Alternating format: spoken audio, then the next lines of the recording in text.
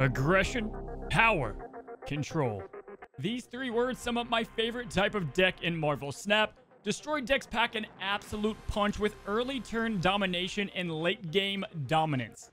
In today's deck guide, we're going to go over all of the essentials in Pool 1 and 2 Destroy decks, teaching you everything you're going to need to know on how to win consistently with Destroy cards. They absolutely crush in Pool 2, and when you get to Pool 3, in my opinion, it's one of, if not the best deck in Marvel Snap, but that deserves its own video.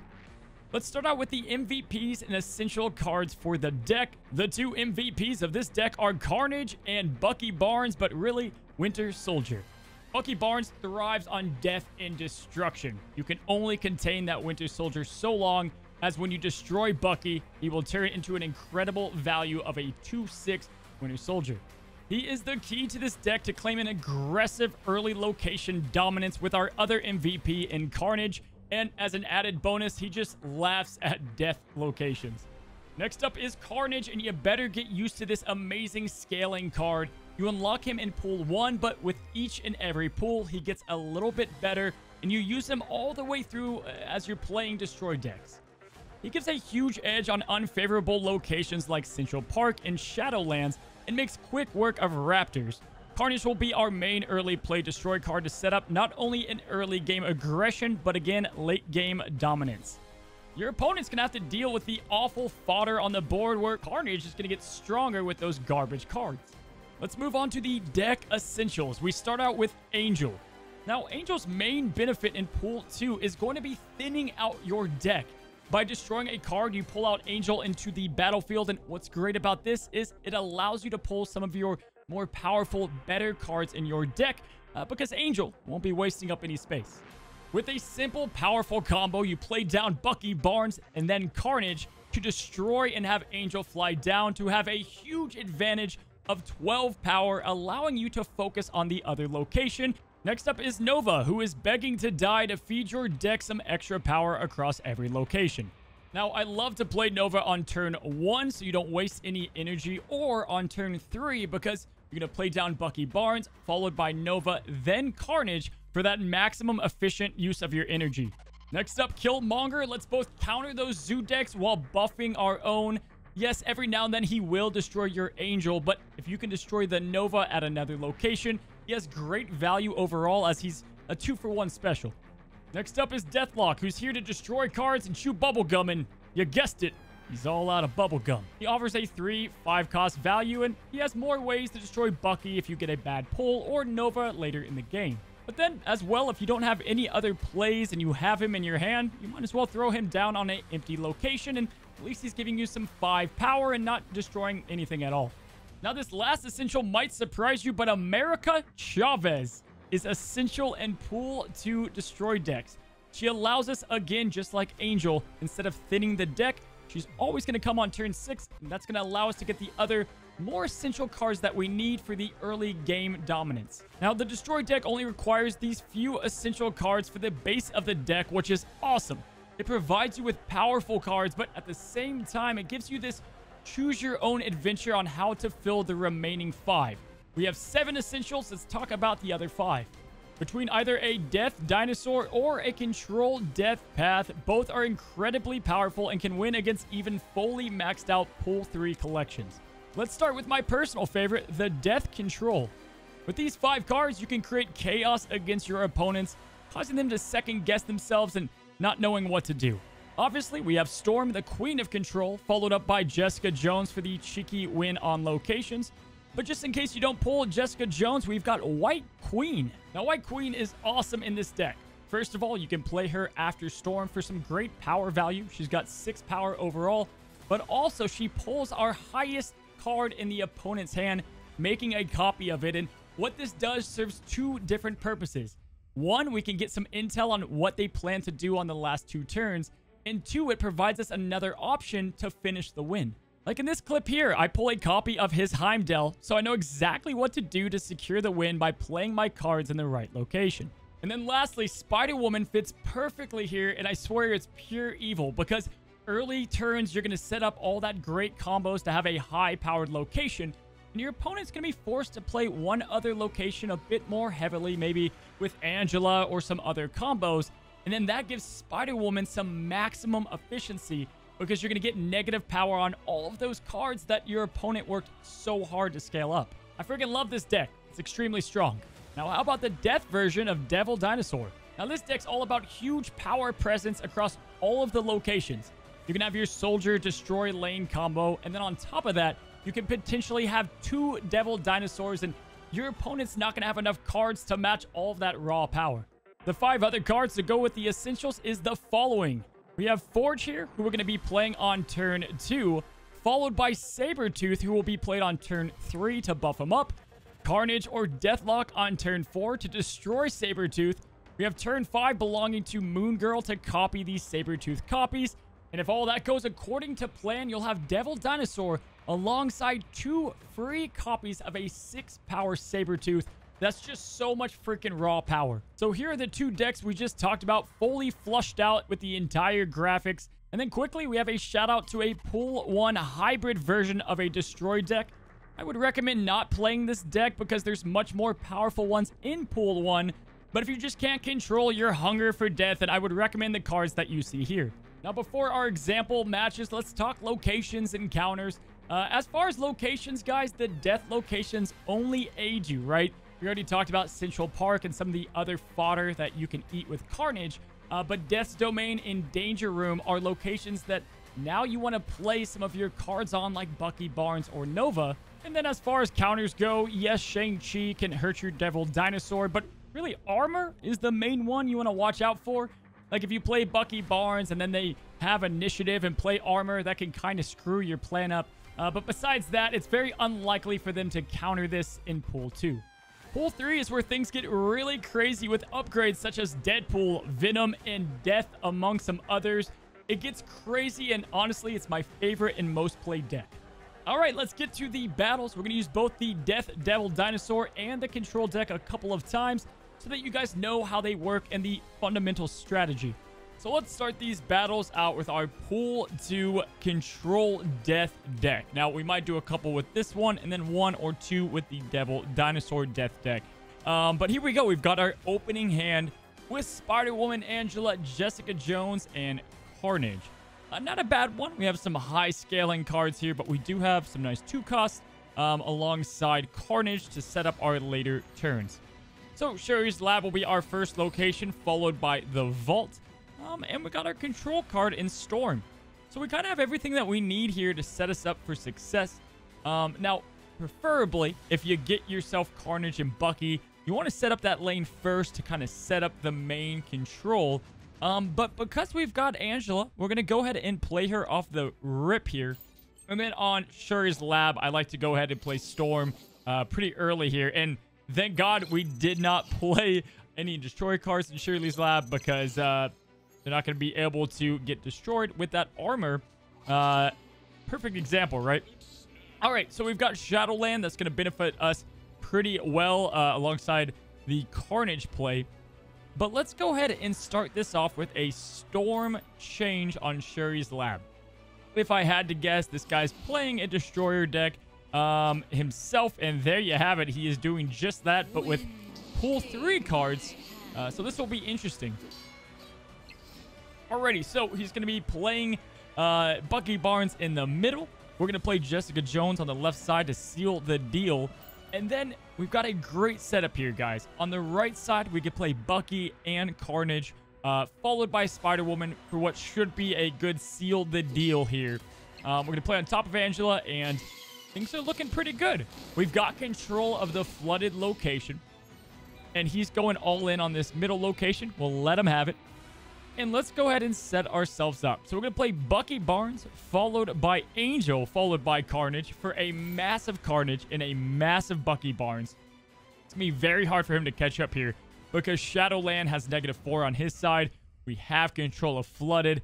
Things are looking pretty good for us, even though he does have Pool 3 cards, which most likely contain Death. So there we go. We're going to play our big combo. Eat him up, kill the Bucky Barnes, awaken the Winter Soldier.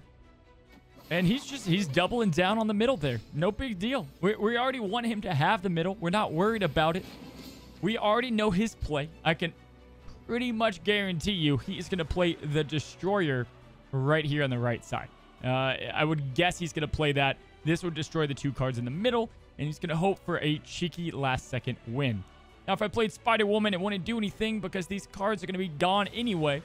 So we're going to play American Chavez, and this is going to outbeat that power most likely anyway. Looky there, not shocked at all. We knew that was coming. And we're going to get the win here. We got the flooded location controlled. We played it out of order, but we still got the same end result. Alrighty, we got our next battle up, and we're going to stick with the control deck just to show you guys some different variations of the draws that you can get. And we got Daily Bugle for the first location, which is completely fine. We got a Hulkbuster out of it. And the good thing about Destroy decks is typically if he pulls one of our cards, it's going to be of virtually no use to him. He can't destroy them that easily. So we got our 1-drop. We got Nova. Let's play him that left side and start moving forward with our turns here. The Hulkbuster definitely will not be a terrible card.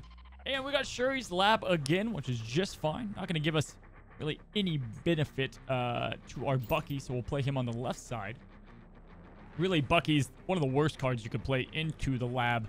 Not going to give us any value there, guys. So he's deciding what to do. With the Hulkbusters, probably playing a move deck with like a multiple man variation. And there is our Bucky Barnes that he pulled from the Daily Bugle, the one we thought he got. We've got ourselves a Bifrost, which, again, no big deal. We can deal with that. And we have our next turn. So, Killmonger could be a play in Hulkbuster. But I think for now, since we're going to just destroy these cards anyway, let's go ahead and throw down Deathlock.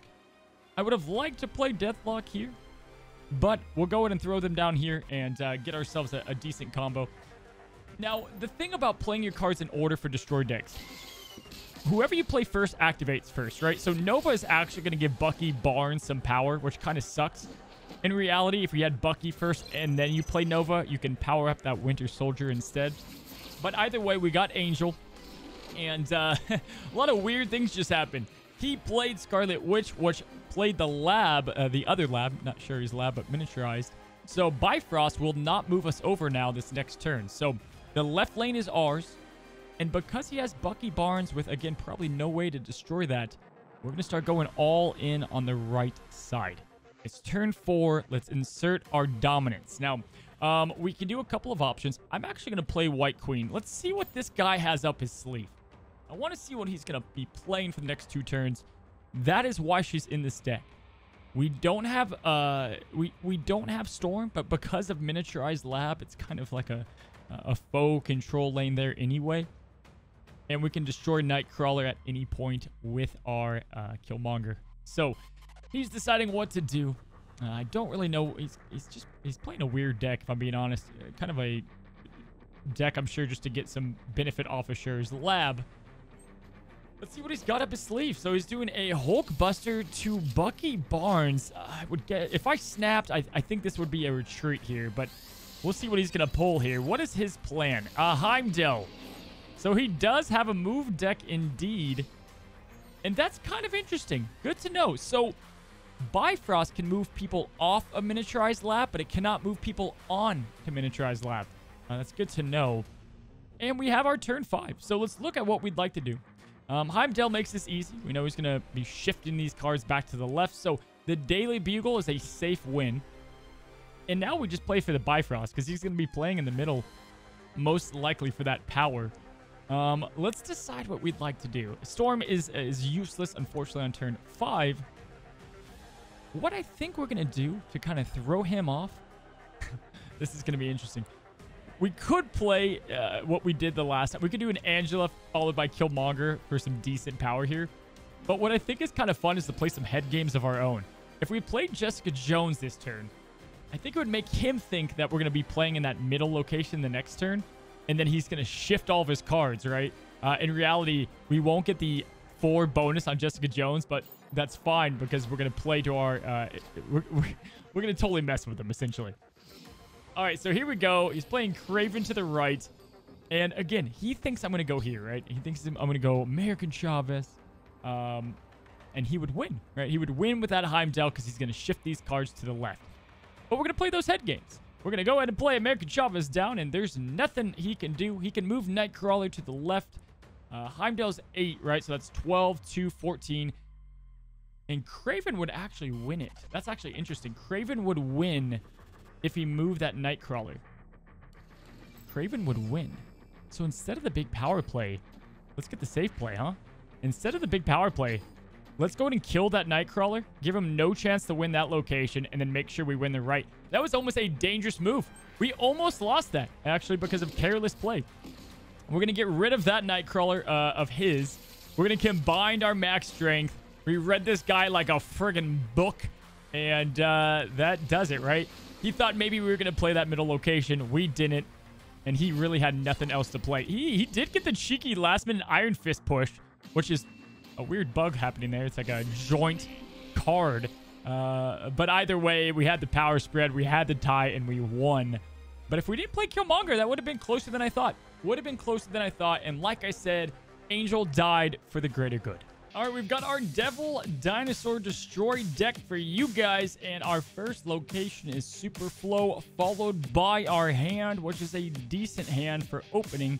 We've got a lot of cool potential with the Super Flow energy, and this one will be fun. So, first turn out the gate, we're going to play Forge in the middle, and hopefully we can set up our Sabertooth Forge combo that we talked about in the video.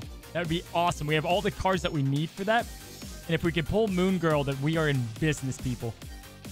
So we have Oscorp Tower, a little bit of a bummer, and we pulled Angel, which also is not great either, but that's okay. That's okay. Let's play Sabertooth right side. Get him up to that 6 cost like we talked about. As long as this isn't like Space Throne or like, I don't know, Bar with No Name, we should be good to go. We've got the hub. Armor, interesting. No Moon Girl. No Moon Girl, bummer, but we can still make it up. So let's go ahead and go with Angel, followed by Carnage to get the maximum out of that synergy there. And now we got ourselves a free 0-6. If we get Moon Girl, we can double that up. And we're going to take his cord, which is great. We get more value out of that cord. So he's going to take our highest cost card. And guys, this is hysterical. Look at this. It's highest cost card. Okay, I thought this was highest power for a second. So he took our Deathlock. Have fun with that. And we pulled the Rock. Man, this is a bummer. I want to set this play up, but we don't have Moon Girl, and we can't set it up yet. So a little bit of a bummer, but I think we can still try to make this work. At least we have Angela to help out the Rock. So let's see. Let's play Angela. Followed by Armor. I mean, woof. Not a great play there, but it is what it is. Our hope is that we get maybe Devil Dinosaur, Moon Girl. We've got to have a closer. American Chavez is in here for the closing if we need her. He's going to play Ironheart and buff up the White Queen. And he's got Scorpion that gets rid of that bonus we gave to Sabertooth. That's a bit of a bummer as well, but that's okay. Lord have mercy. These pulls, guys, are awful. Awful, awful, awful, but that's fine. Let's make it work. Let's make it work. All right. Let's go Nova. I don't know why I'm playing a Rock. I don't have to, but let's do that. We're going to play the Nova Bomb. Try to get some extra power, man. This is so rough, guys. Why couldn't we get freaking Moon Girl or Devil Dinosaur? Sometimes just the pulls do not go in your favor. He's playing Iceman, man. He's going full in on the Disrupt deck. What is this guy's deck he's playing? I don't know what he's got going on. And American Chavez. So we have a 14 play here, which isn't terrible. Sabertooth in the middle and Chavez on the left probably wins it still. It wasn't the sexiest win. I would have liked to get Moon Girl to double up our Sabertooth to show you the potential there. But at least you guys saw that he does have some use in pull 2. Not entirely. And hey, it happens. Sometimes you don't get the best pulls. It's going to happen. We didn't get Devil Dinosaur, but you guys are still seeing how this deck works without pulling that, right? So in the middle, we're going to have, what is that? A huge advantage with Angela and Sabertooth. This is a win. This is a win. I don't know what he would do to win this because we've got ourselves 14 on the left. In the middle is so solid as well. We're going to snap. Is he going to retreat? No, he's going in with it. We've got 7 more power in the middle, so we're winning by 10 there. Vision on the left, not even close. Yondu in the middle, and we still won. Bad pulls, and we still won. If we would have gotten Moon Girl or Devil Dinosaur, this would have been a absolute cakewalk. But talk about making some sweet damn lemonade out of lemons. And that's what's great about a free value 0 card, right? You can just play these cheeky plays at the end to spread out your final push. And that is going to do it for our Destroy deck, guys. Try them out. They're a ton of fun. And in Pool 3, they get even better. If you have not subscribed yet, you can do so right here. And if you want to check out some other videos, you can check it out right beside me. Guys, good luck out there and happy snapping.